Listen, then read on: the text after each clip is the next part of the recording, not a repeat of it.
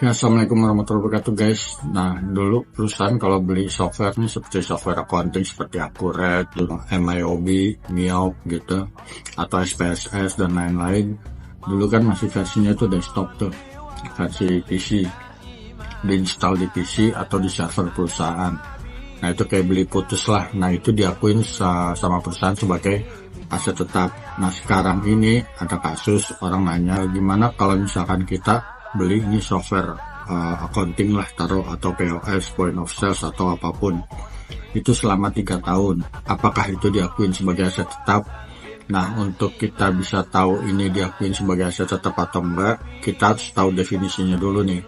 Aset tetap itu paling nggak ada 3 kata kuncinya, yaitu asetnya dimiliki oleh perusahaan, kedua digunakan untuk operasi perusahaan, baik itu operasinya untuk produksi barang atau jasa ataupun digunakan untuk administrasi perusahaan, dan yang ketiga umurnya lebih dari 1 tahun atau 1 periode. Nah, dari ketiga definisi ini, kalau dia selama beli software itu selama 3 tahun dan harus diperpanjang lagi, berarti software itu tidak dimiliki oleh perusahaan, tidak dikuasai oleh perusahaan, tapi masih miliknya developer.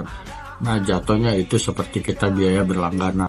Jadi software yang kita bayar selama 3 tahun itu emang dia itu software di atas 1 tahun, tapi tidak dimiliki oleh perusahaan, sehingga dari definisi tadi tidak masuk ke aset tetap perusahaan.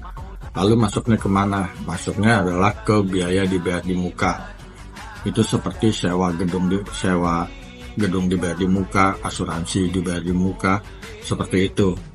Biaya dibayar di muka itu apa sih? Ya, kira-kira gambarannya seperti ini.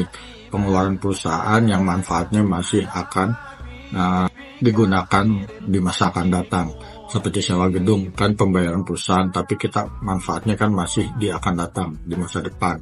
Misalkan sewa 5 tahun, manfaatnya masih ada 5 tahun ke depan. Asuransi pun seperti itu.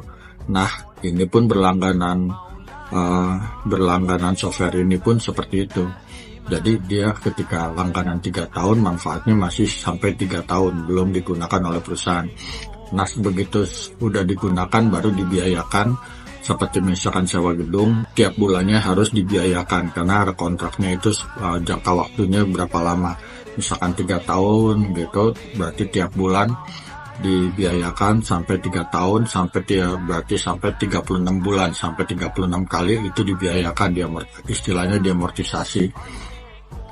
Begitupun misalkan asuransi kan begitu. Untuk 2 tahun misalnya, berarti itu harus dibiayakan selama 24 bulan, dibiayakan tiap bulannya. Begitupun sewa untuk software akuntansi ini, misalkan untuk license-nya, seiring waktu manfaatnya akan berkurang sesuai dengan perjanjian atau term and condition-nya kan gitu. Untuk 3 tahun digunakan nggak digunakan, ya jatuhnya jadi biaya kan begitu. Oke, itu aja dari gue. Assalamualaikum warahmatullahi wabarakatuh.